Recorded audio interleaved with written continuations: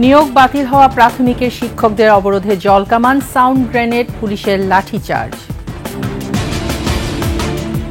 চলছে operation devil hunt, চুনুপুটি থেকে রাঘব বোয়াল ছাড়া হবে না কাউকেই, বললেন স্বরাষ্ট্র উপদেষ্টা। ইটালি যাওয়ার পথে নৌকা ডুবে গোপালগঞ্জে ৩ জনের মৃত্যু, মরদেহ ফেরত চায় পরিবার।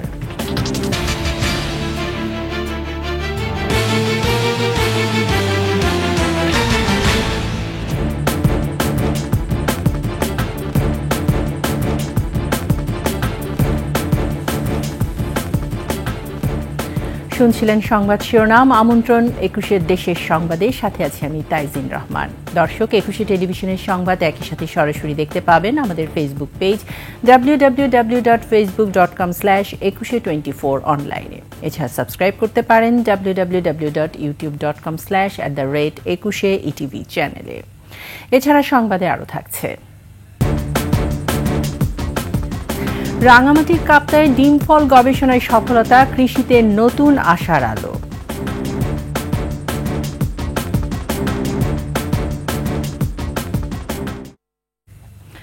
সরকারি প্রাথমিক বিদ্যালয়ের সহকারী শিক্ষক পদে তৃতীয় ধাপে ঢাকা ও চট্টগ্রাম বিভাগে ৬,৫৩১ জনের নিয়োগের দাবিতে রাজধানীর শাহবাগ মোড় অবরোধ করাদের ছত্রভঙ্গ করতে লাঠিপেটা করেছে পুলিশ। এছাড়া এই সময় জলকামান ও সাউন্ড গ্রেনেড ব্যবহার করা হয়। এদিকে ৪ দফা দাবিতে জাতীয় প্রেস ক্লাবের সামনে অবস্থান কর্মসূচি পালন করছেন medical assistant training school mats শিক্ষার্থীরা। দাবি আদায় না হওয়া পর্যন্ত কর্মসূচি চালিয়ে যাওয়ার ঘোষণা দিয়েছেন তারা। বিস্তারিত জানাচ্ছেন আকবর হোসেন সুমন। সামাজিকভাবে সবাই জানে আমরা সরকারি চাকরি করি, আজকে আমাদের জিজ্ঞেস করলে আমার সন্তানকে আমি কি উত্তর দেব?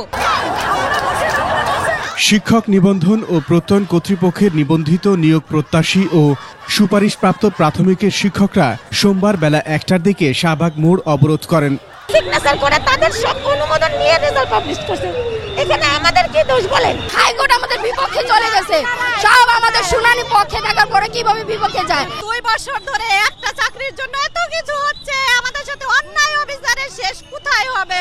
অবরোধের কারণে শাহবাগ ঘিরে সব ধরনের যান চলাচল বন্ধ হয়ে যায়। আমাদেরকে সুপারিশ প্রাপ্ত করছে এই সরকার, কিন্তু আমাদের নিয়োগ এখনো নিয়োগ দিয়ে আবার নিয়োগ বাতিল করছে। দ্রুত আমাদের যোগদানের ব্যবস্থা করা হোক। এই ৬,৫৩১টি পরিবার যাতে ক্ষতির মুখে না পড়ে, এই ৬,৫৩১ জন থেকে একজনও যাতে বাদ না পড়ে। দুপুর ১:৩০টার দিকে পুলিশ আন্দোলনকারীদের তুলে দিতে জলকামান ও সাউন্ড গ্রেনেড ব্যবহার করে। লাঠিচার্জ হয় এই সময়, এতে অন্তত ২০ জন আহত হন। গ্রেপ্তার না, আমরা আপাতত যারা বেশি উচ্ছৃঙ্খল আচরণ করছে তাদের রাখছি, দেখি পরে ওটা দেখব। গত ১৯ নভেম্বর সরকারি প্রাথমিক বিদ্যালয়ের সহকারী শিক্ষক পদে তৃতীয় ধাপে ৬,৫৩১ জনের নিয়োগপত্র প্রদানের সিদ্ধান্ত স্থগিত করেন হাইকোর্ট। কোটা পদ্ধতি অনুসরণ করে নিয়োগ দেওয়ায় উচ্চ আদালত এ আদেশ দেন। এদিকে শূন্য পদে নিয়োগ ও নতুন পদ সৃষ্টি, প্রতিষ্ঠানের নাম ও কোর্স কারিকুলাম সংশোধন, ক্লিনিক্যাল বিষয় উচ্চশিক্ষা এবং স্বতন্ত্র শিক্ষা বোর্ড প্রতিষ্ঠার দাবিতে বিক্ষোভ কর্মসূচি অব্যাহত রেখেছেন ম্যাটস শিক্ষার্থীরা। সোমবার জাতীয় প্রেস ক্লাবের সামনে অবস্থান কর্মসূচি পালন করেন তারা। আকবর হোসেন সুমন, ২১ টেলিভিশন, ঢাকা। দেশে বিশৃঙ্খলা সৃষ্টি করলে কঠোর ব্যবস্থা নেওয়ার হুঁশিয়ারি দিয়েছেন প্রধান উপদেষ্টা ডক্টর মোহাম্মদ ইউনূস। পাশাপাশি সবাইকে সতর্ক থাকারও আহ্বান জানিয়েছেন তিনি। জুলাই আন্দোলনে শহীদ পরিবারগুলোর সাথে বৈঠকে তিনি এসব কথা বলেন। এই সময় স্বৈরাচারের দোসরদের বিচারের মুখোমুখি করা হবে মন্তব্য করে সবাইকে ঐক্যবদ্ধ থাকার আহ্বান জানান ডক্টর ইউনূস। তিনি বলেন, স্বৈরাচারের দোসর শুধু প্রশাসনে নয়, সমাজের সব ক্ষেত্রেই রয়েছে। তারা বসে নেই, বরং নানাভাবে বিশৃঙ্খলার চেষ্টা চালাচ্ছে। এসব মানুষদের প্রতিরোধ করে বিচারের আওতায় আনা হবে। জুলাই স্মৃতি পরিদপ্তরের মাধ্যমে শহীদ পরিবার ও আহতদের দায়িত্ব সরকার আনুষ্ঠানিকভাবে গ্রহণ করায় সন্তোষ প্রকাশ করেন প্রধান উপদেষ্টা।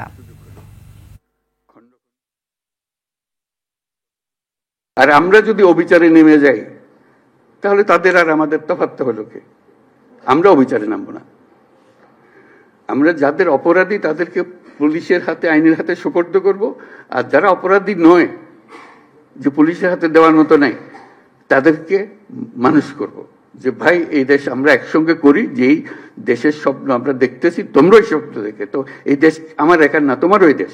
তোমাকে আমরা দেশ থেকে বাইর করার কথা বলতেছি না। তুমি এই দেশের সন্তান, আমি এই দেশের সন্তান। তুমি আমার বহু কষ্ট দিছো, আমি তো অনেক কষ্ট দেবো না। দুর্নীতির অনেক আসামি বিদেশে ও বড় অভিযুক্তরা পাশের দেশে আছেন। তাদের ফিরিয়ে এনে কাঠগড়ায় দাঁড় করানো হবে বলে জানান দুর্নীতি দমন কমিশনের চেয়ারম্যান ডক্টর মোহাম্মদ আব্দুল মোমেন। সকালে মুন্সিগঞ্জের গজারিয়ায় দুদক কর্মকর্তাদের প্রশিক্ষণ উদ্বোধন অনুষ্ঠানে এসব কথা বলেন তিনি। এ সময় তিনি আরও বলেন, দুর্নীতির বড় উৎস হচ্ছে প্রকিউরমেন্ট বা সরকারি ক্রয়। প্রয়োজনীয় জিনিস কেনার বিষয়ে সচেতন থাকলে দুর্নীতি কমানো সম্ভব হবে।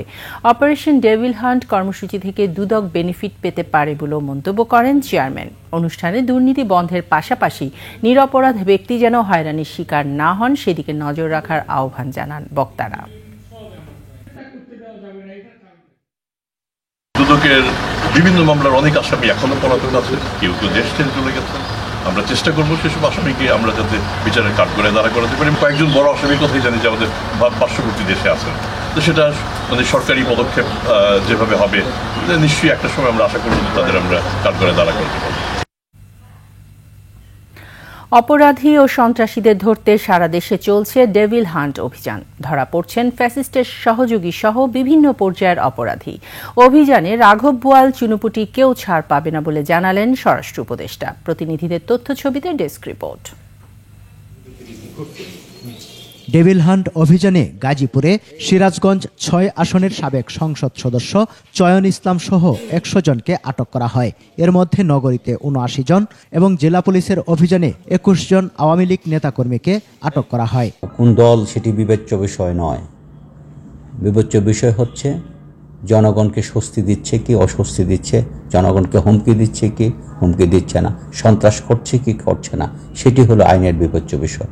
অভিযানে রংপুর মহানগর ছাত্রলীগের আশরাফুল ইসলাম আলিফ, নীলফামারীর ডিমলা ছাত্রলীগ নেতা মোতালেব সহ বিভাগে ৩১ জনকে গ্রেফতার করে পুলিশ। ময়মনসিংহে সোমবার থেকে শুরু হলো অপারেশন ডেভিল হান্ট। প্রথম দিনে ১০ জনকে আটক করা হয়। পুলিশ জানায়, দুষ্কৃতিকারী, সন্ত্রাসী এবং যাদের নামে সুনির্দিষ্ট মামলা রয়েছে তাদের বিরুদ্ধেই ব্যবস্থা নেওয়া হবে। এছাড়া রাজশাহী নগরীতে ৪ জন সহ ৫২ জন, বাগেরহাটে ৪, সুনামগঞ্জে ২ ও ভোলাতে ২ জনকে আটক করা হয়েছে। দুপুরে রাজশাহী বিভাগের সকল জেলার প্রশাসনিক কর্মকর্তাদের সাথে মতবিনিময় করেন স্বরাষ্ট্র উপদেষ্টা। বলেন, যতদিন দেশ শয়তান মুক্ত না হবে ততদিন এই অভিযান চলবে। আমাদের আইন শৃঙ্খলা বাহিনীর কর্মকর্তাদেরও কিন্তু আমরা ছাড় দেই নাই, তাদের কিন্তু আইনের আওতায় নেওয়া হয়েছে। এই ক্ষেত্রে বড় ছোট কোনো ভেদাভেদ নাই, যে আসবে এই জালে সে ধরা পড়বে। নির্দোষ কেউ যাতে হয়রানির শিকার না হয় সেজন্য আলাদা কমিটি করে দেয়া হয়েছে বলেও জানান স্বরাষ্ট্র উপদেষ্টা। আমাদের আর একটা কমিটি উপরের লেভেলে আছে, যেন কোনো নির্দোষ ব্যক্তি যেন কোনো অবস্থায় সাজা না পায়। সমর ইসলাম, ডেস্ক রিপোর্ট, ২১ টেলিভিশন। লিবিয়া থেকে ইটালি যাওয়ার পথে প্রাণ হারিয়েছে গোপালগঞ্জের ৩ যুবক। তাদের মরদেহ ফেরত চান স্বজনরা। তবে নৌকা ডুবে নাকি গুলি করে তাদের হত্যা করা হয়েছে সে বিষয়ে নিশ্চিত হয়ে কিছু জানা যায়নি। আর যেন কাউকে কেউ প্রতারক দালালের খপ্পরে পড়ে জীবন হারাতে না হয় সেজন্য দৃষ্টান্তমূলক শাস্তির দাবি জানিয়েছেন পরিবারের সদস্যরা। প্রতিনিধিদের তথ্যচিত্রে আরও জানাচ্ছেন ইউসুফ হাসান নাইম। লিবিয়ায় নৌকাডুবে প্রাণ হারানো মুকসুদপুরের উপজেলার ৩ যুবক রফিকুল শেখ, আব্দুস সাত্তার ও আরাফসান ইসলামের আশিকের বাড়িতে চলছে শোকের মাতম। উপজেলার রাগদি ইউনিয়নের শ্রীজাতপুর গ্রামের দালাল বাবু হাওলাদারকে ৩২ লাখ টাকা দিয়েছিলেন আশিক ও রফিকুল। আর মুল্লাদি গ্রামের দালাল শহীদ শেখকে ২৬ লাখ টাকা দিয়ে ২ মাস আগে ইতালির যাওয়ার উদ্দেশ্যে দেশ ছাড়েন। প্রথমে লিবিয়াতে ঠাঁই হয় তাদের। কথা ছিল নদীপথে পাঠানো হবে ইতালিতে। ২৪ জানুয়ারির পর থেকে তাদের আর কোনো খোঁজ পাওয়া যাচ্ছিল না। পরে ২৯ জানুয়ারি তাদের পরিবারকে মেসেঞ্জারে তাদের মরদেহের ছবি পাঠিয়ে মৃত্যুর খবর জানানো হয়। এরপর থেকে দালাল চক্র যোগাযোগ বন্ধ করে দেয়। রফিকুল শেখের ভাইয়ের দাবি, নৌকা ডুবে নয়, তার ভাইকে হত্যা করা হয়েছে। আমার বাইরে গাড়িতে ক্রস ফায়ার দিয়ে মারছে ভাই, মাইরা কাই তো বাইরে গেম দিছি, টাকা পয়সা ওরা সব খাই দিয়েছে, খাইয়া কতরে বাইরে গেম দিছি, গেম দেয় নাই ভাই। আমার বাইরে গেম দিলে নদী ভাই সরবে ভাই, আশা লাগ ভাই আমার ভাই। নিহত সাত্তার খন্দকারের ভাই জানান, ১.৫ বছর আগে ১৪ লাখ টাকার বিনিময়ে শহীদ দালালের মাধ্যমে ইতালি যাওয়ার চুক্তি করে। গত ২ মাস আগে বাড়ি থেকে চলে যায়। যাওয়ার পর থেকে আরও টাকার চাপ দিতে থাকে। দফায় দফায় তাদের মোট ২৬ লাখ টাকা দেয়া হয়। টাকার জন্য ভাই জিম্মি করি আমার বাইরে মারিয়ে ফেলালো। এই দৃষ্টান্তমূলক শাস্তি তাই। ওর 3টা বাচ্চা, আর কোনো কিছু নাই, শুধু অনেক টাকা এনে ফেলাইছে। নিহত আশিকের স্বজনরা জানান, মরদেহের ছবি দেখে ধারণা তাকে হত্যা করা হয়েছে। দালাল চক্র যেভাবে ফুসলাই ফাসলাই মানুষকে নিয়ে যাচ্ছে, ঠিক আছে, এটা একটা দৃষ্টান্তমূলক শাস্তি আমি দাবি করতেছি। কিভাবে আশিকের লাশটা বাংলাদেশে আনা যায়, এটাই আমি সরকারের কাছে এই আবেদনটা রাখতে চাই। স্থানীয়রা জানান, দালাল চক্রের মূল হোতা বাবু দালালের বোন জামাই মাদারীপুর জেলার রাজৈর উপজেলার শ্রীজাতপুর গ্রামের মোহাম্মদ জুলহাস। তারা জড়িতদের দৃষ্টান্তমূলক শাস্তি এবং মরদেহগুলো দ্রুত ফেরত দেওয়ার দাবি জানান। ওই দালাল আমাকে প্রতিবেশী আমরা ডাক নামে শুনতে পাচ্ছি যে তার নাম বাবু, হয়তো তার কাছে তারা টাকা পয়সা দিচ্ছে, দেওয়ার পরিপ্রেক্ষিতে সে লিবিয়ার থেকে গেম দিয়েছে। গেম দেওয়ার পরবর্তীতে ও ফেসবুকে পায় যে ওর ভাই মারা গেছে। এ বিষয়ে নিহতদের পরিবার থেকে থানায় অভিযোগ করা হয়েছে। ইউসুফ হাসান নাইম, 21 টেলিভিশন। ভোজ্য তেলের বাজার মনিটরিং ও মজুদ যাচাই বাছাই চলছে। 1 সপ্তাহের মধ্যেই বাজারের অস্থিরতা ঠিক হয়ে যাবে বলে মন্তব্য করেছেন বাণিজ্য এবং বস্ত্র ও পাট উপদেষ্টা শেখ বশিরউদ্দিন। দুপুরে খুলনায় দৌলতপুর জুট মিলের উৎপাদন কার্যক্রম পরিদর্শন করেন উপদেষ্টা। বলেন, চট্টগ্রাম বন্দর, খাতুনগঞ্জ, নারায়ণগঞ্জ সহ বিভিন্ন বাজারে মজুদ এবং সরবরাহ পুরোপুরি বিশ্লেষণ করা হচ্ছে।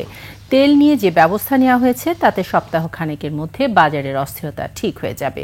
দেশে যে পরিমাণ পাট চাষ হয় তা দিয়ে কোনোভাবেই এই শিল্পকে টিকিয়ে রাখা সম্ভব নয় বলেও মন্তব্য করেন পাট উপদেষ্টা। আগামী জাতীয় সংসদ নির্বাচনের আগে বাংলাদেশ জামায়াতে ইসলামী সিরাজগঞ্জের 6টি আসনের মধ্যে 5টিতে তাদের প্রার্থী ঘোষণা করেছে। জেলা জামায়াতের সহকারী সেক্রেটারি অধ্যাপক শহীদুল ইসলাম জানান, জামায়াতে ইসলামী আগামী নির্বাচনের জন্য পুরো মাঠ গুছিয়েছে। ইসলামী আদর্শের ন্যায়নীতি নিয়ে দেশ পরিচালনা করে সার্বিক উন্নয়ন সাধন করার চেষ্টা থাকবে। জনগণের ভোটে নির্বাচিত হয়ে সবার প্রত্যাশিত দাবির প্রতিফলন ঘটাবে এই দলের প্রার্থীরা। জামায়াতের কেন্দ্রীয় সহকারী সেক্রেটারি জেনারেল মাওলানা রফিকুল ইসলাম খান একটি আসনে প্রার্থী হয়েছেন। নাটোরের গুরুদাসপুরে 7 বছর বয়সী এক শিশুকে ধর্ষণ ও হত্যার দায়ে এক কিশোরকে শিশু আইনে 10 বছরের আটকাদেশ দিয়েছেন আদালত। সকালে নাটোরের নারী ও শিশু নির্যাতন দমন ট্রাইব্যুনালের বিচারক মোহাম্মদ আব্দুর রহিম এই রায় দেন। নাটোরের নারী ও শিশু নির্যাতন দমন ট্রাইব্যুনালের স্পেশাল পাবলিক প্রসিকিউটর আব্দুল কাদের মিয়া জানান, 2017 সালের 20 ডিসেম্বর গুরুদাসপুরের বালসা গ্রামের খাদিজা খাতুন চাচার বাড়িতে টেলিভিশন দেখতে গেলে চাচাতো ভাই খাদিজাকে ধর্ষণ করে। পরে তাকে গলা টিপে হত্যা করা হয়। এই ঘটনায় নিহতের বাবা বাদী হয়ে থানায় মামলা করেন। শুনানি ও সাক্ষ্য প্রমাণ শেষে বিচারক এই রায় ঘোষণা করেন। চট্টগ্রামের বলুয়া দিঘির পাড় এলাকায় জাফর কলোনিতে আগুনের ধোঁয়ায় শ্বাসরুদ্ধ হয়ে মারা গেছে 2 জন। ফায়ার সার্ভিস জানায়, বলুয়া দিঘির পাড় এলাকার জাফর কলোনিতে বৈদ্যুতিক শর্ট সার্কিট থেকে আগুন লাগে। খবর পেয়ে ফায়ার সার্ভিসের 4টি ইউনিট ঘটনাস্থলে পৌঁছে আগুন নিয়ন্ত্রণে আনে। এতে 5টি বসতঘর পুড়ে যায়। আগুনের ধোঁয়ায় শ্বাসরুদ্ধ হয়ে 2 জন মারা যায় এবং আরও 3 জন অগ্নিদগ্ধ হয়। তাদের চট্টগ্রাম মেডিকেল কলেজ হাসপাতালে ভর্তি করা হয়েছে।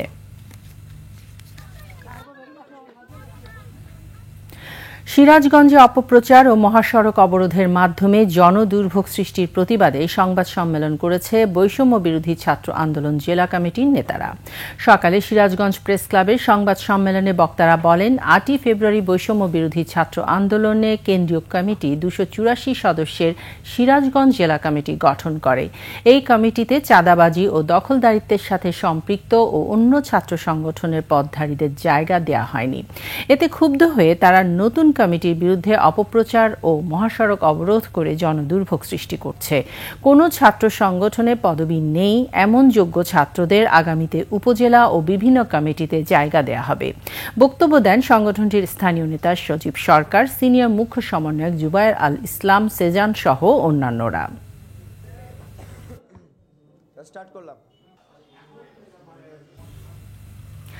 বাংলাদেশ কোস্টগার্ড পূর্বাঞ্চলে গেল 6 মাসের কার্য সম্পাদন ও সফলতা নিয়ে চট্টগ্রামে সংবাদ সম্মেলন করেছেন কোস্টগার্ড পূর্বাঞ্চলের zonal commander captain Shahin Majid. সকালে সংবাদ সম্মেলনে তিনি জানান, কোস্টগার্ড গেল 2 মাসে প্রায় 7 লাখ মাদক, আগ্নেয়াস্ত্র সহ 39টি দেশীয় অস্ত্র, 356 মেট্রিক টন জ্বালানি তেল, মিয়ানমারে পাচারের সময় 995 বস্তা সার উদ্ধার সহ 57 জনকে আটক করেছে। কোস্টগার্ড সমুদ্র, উপকূলীয় ও নদী তীরে সার্বক্ষণিক নজরদারি রাখছে, ভবিষ্যতেও তা অব্যাহত থাকবে বলে জানানো হয়।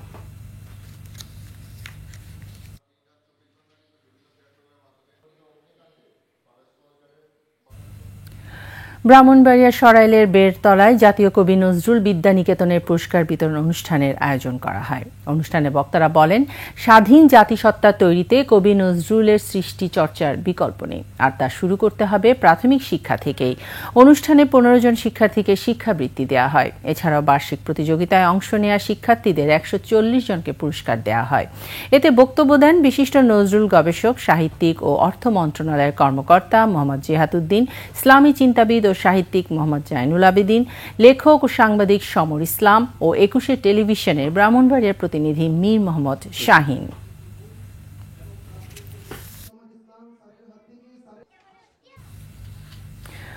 রাঙামাটির কাপ্তাইয়ের পাহাড়ি কৃষি গবেষণা কেন্দ্রে 5 বছরের গবেষণায় সফলতা এলো টিসা বা ডিম ফলে। এই ফলটি কৃষিতে দেখাচ্ছে নতুন আশার আলো। দক্ষিণ মেক্সিকো ও উত্তর আমেরিকার উৎপত্তি এই ডিম ফলটি ব্যাপক হারে উৎপাদিত হলে কৃষকরা লাভবান হবেন। রাঙামাটি প্রতিনিধি সত্রং চাকমা তথ্য ও ছবিতে ডেস্ক রিপোর্ট। ডিম ফল বা এগ ফ্রুট, হলদে রঙের বিদেশি জাতের ফলটির ভেতরের অংশ দেখতে অনেকটা সিদ্ধ ডিমের কুসুমের মতো, তাই এটিকে টিসা ফল বা ডিম ফল বলা হয়।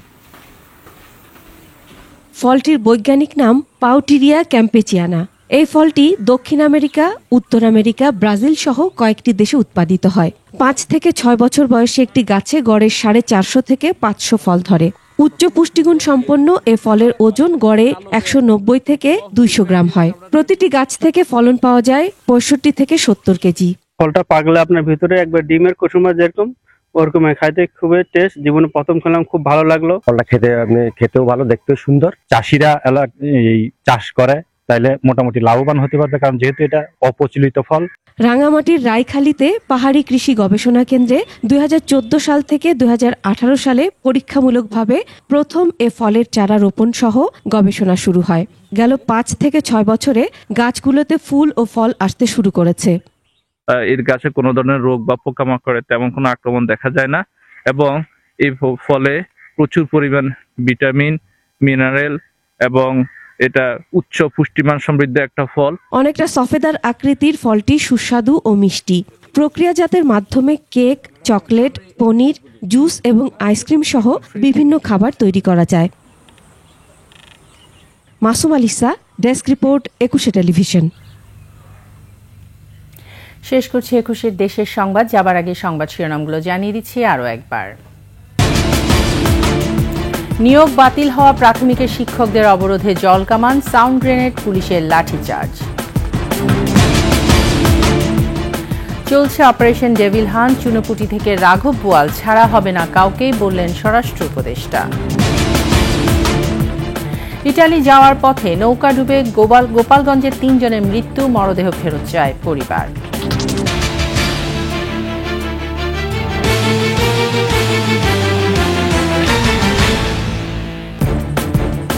সর্বশেষ সংবাদ জানতে ডায়াল করুন 2021 নম্বরে, আর ভিজিট করুন 21-tv.com এই ওয়েবসাইটে। ফেসবুকে ভিজিট করতে পারেন www.facebook.com/2124 অনলাইনে।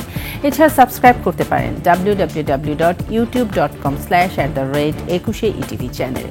এতক্ষণ সঙ্গে থাকার জন্য ধন্যবাদ। পরবর্তী সংবাদ সন্ধ্যা 7টায় দেখার আমন্ত্রণ রইল। 21-এর সাথেই থাকুন।